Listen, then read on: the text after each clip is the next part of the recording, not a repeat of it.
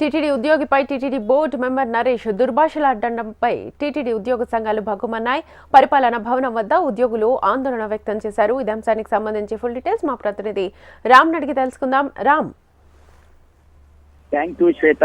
2 రోజుల క్రితం మనం చూసుకున్నట్టయితే తిరుమల తిరుపతి దేవస్థానానికి సంబంధించినటువంటి బోర్డు మెంబర్ నరేష్ అక్కడ స్థానికంగా ఉద్యోగం చేస్తున్నటువంటి ఒక ఉద్యోగి బాలాజీని కూడా దుర్భాషలాడారు. తాను దర్శనం చేసుకుని వెలుపలకు వస్తున్నటువంటి సమయంలో గేట్లు తెరవలేదనేటువంటిది ఆ బాలాజీతో ఒకరికొకరు వాగ్వాదం అయితే నెలకొంది. బాలాజీని 3rd క్లాస్ ఎంప్లాయ్ అంటూ కూడా వార్తల్లో రాయలేనటువంటి పదజాలాన్ని కూడా వాడారు. దీంతో తిరుపతి దేవస్థానానికి సంబంధించినటువంటి టీటీడీ ఎంప్లాయీస్ అసోసియేషన్ అంతా కూడా బేషరతుగా టీటీడీ బోర్డు మెంబర్ మొత్తం ఎంప్లాయీస్ కి క్షమాపణ చెప్పాలి, ఎవరైతే బాలాజీని దుర్భాషలాడారో ఆ బాలాజీకి కూడా క్షమాపణ చెప్పాలనేటువంటిది ప్రత్యేకించి డిమాండ్ చేస్తూ ఉన్నారు. దీనికి సంబంధించి నిన్నటి దినం తిరుపతి ప్రెస్ క్లబ్ లో వాళ్ళు విలేకరులతో కూడా మాట్లాడారు.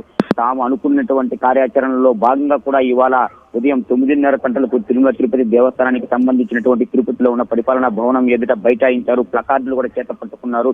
వెంటనే బేషరతుగా టీటీడీ బోర్డు మెంబర్ నరేష్ రాజీనామా చేయాలనేటువంటిది ప్రధాన డిమాండ్ గా కూడా ఆ యొక్క ప్లకార్డుల్లో ఉంది. గతంలో కూడా ఎంతో మంది ఉద్యోగస్తుల్ని ఈ విధంగా పూర్తిగా కూడా ఇబ్బందులకు గురి చేశారు. వారందరినీ కూడా రీకాల్ చేయాలి అనేటువంటిది వాళ్ళ యొక్క ప్రధాన డిమాండ్ గా ఉంది. అటు తర్వాత పరిపాలనా భవనం వద్ద నుంచి కూడా శాంతియుతంగా పద్ధతిగా ఈ యొక్క రోడ్డు మీదకు వచ్చి పరిపాలనా భవనం